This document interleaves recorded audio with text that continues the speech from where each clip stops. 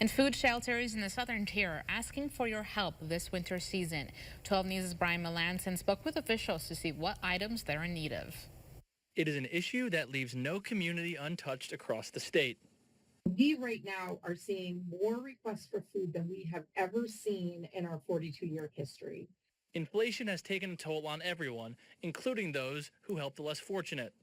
Food pantries who depend on the support of donors are seeing supplies dwindle quicker than usual. But it doesn't stop with food. There's not enough units of housing for the number of people who need housing. Still have people who are living near riverbanks, who are living under bridges, who need the support of homeless providers. As temperatures continue to drop, the need for food and shelter amongst the homeless will only increase.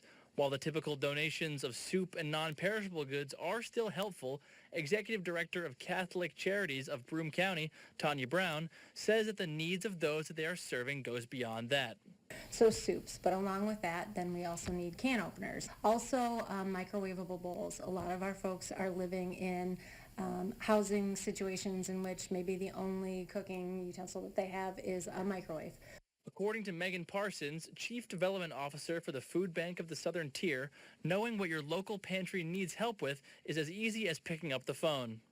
Another way that people can really participate in their local community is by reaching out to their local pantry or shelter or meal site and to find out exactly what they need. Both Parsons and Brown agree that monetary donations play a huge role in their efforts.